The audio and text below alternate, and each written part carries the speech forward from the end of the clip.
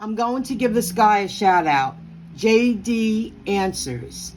That's his YouTube channel. I received I don't know how to say it, Santong camera last Christmas as a Christmas gift from my mother. And I'm finally sitting down to learn how to use it. It's a camera for your car.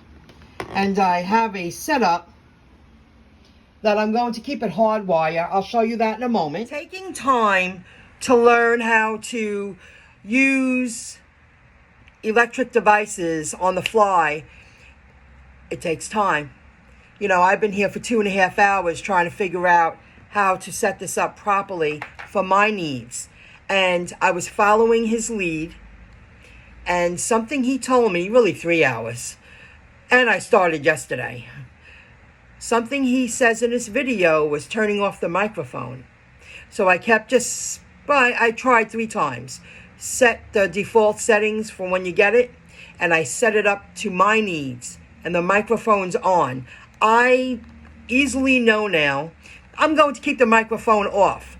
But if something happens and it catches it on the footage, I'm just going to tap the bottom button and see, it'll tell me on the screen that the microphone's on, and then I can record what happens afterwards, the sound.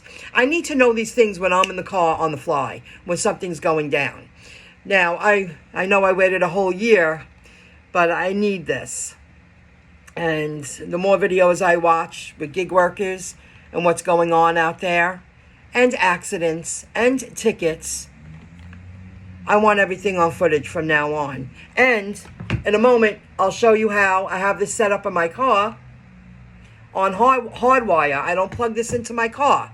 So this camera will be running all the time if I left it on my window shield. So stay tuned. I also learned how I can save a clip of footage that when the loop starts re-recording, I have it set on 5-minute loops, that it won't record over the saved footage. And I practiced many times, before I head out, so I know what I'm doing when I'm out in the car and something goes down. I know what to press, I know it's a long hold, and it will save that footage, and the loop won't record over the saved footage. That takes time. It takes time, hours, to learn new technology. I know a lot of people have these, but it's about time I put one in my car and use it as if it's second nature, real quick, like we use our smartphones now. You place it in the holder, and we go about our business. I didn't do that 5 years ago. Imagine having all these devices plugged into my car. I noticed my battery died on my last car in the last few years of owning it.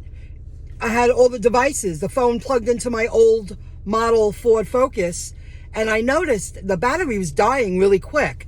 And for 2 years, I was driving day and night, and my battery went dead a lot. So anything I don't have to plug into my car, and I can use batteries like these, and I have a charger there, that thing will last 2 days. That battery that I received last year with the camera, the camera don't take up a lot of juice. However, why have it plugged into the car if I don't have to have that? And the phone plugged into the car if I don't have to have it. And it's a good backup.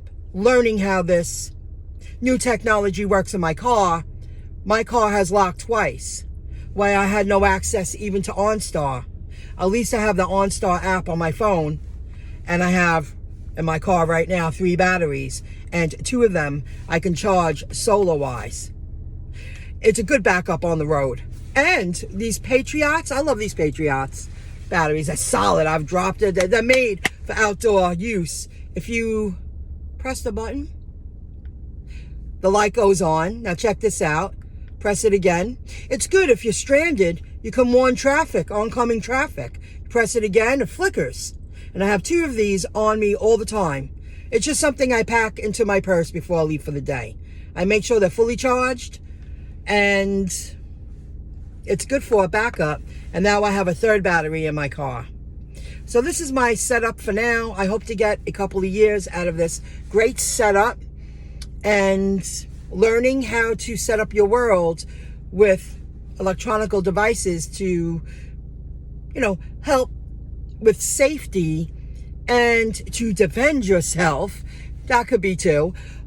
But to have a handful of stuff like this in your car, it's good if you get stranded, because at least you have a backup. With all the cars going full technology, computer chips, my car has completely locked twice. And without the use of my phone, clicking a button that I was actually able to get a hold of someone, and they were, at my beck and call in under 30 minutes, it's a good backup on the road, guys. So I guess it's a little bit about everything. Today was a learning curve. I mean, I put 3 hours into trying to figure out why the microphone kept shutting off. Now I know. I have it set. I have it set up just enough for what I needed to record, how to use it. And I also practiced, putting in the micro SD card into the computer and learning how to open everything up. So if I ever need that footage, I can easily, the way I do it, upload it to YouTube, just upload it as private.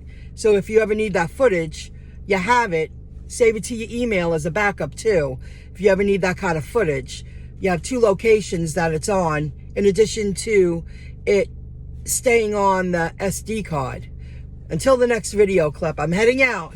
I didn't want to waste the whole day, but now it's 4:17. It's already getting dark, and I'm going to work tonight, Saturday night. I'm going to work Grubhub and Uber Eats.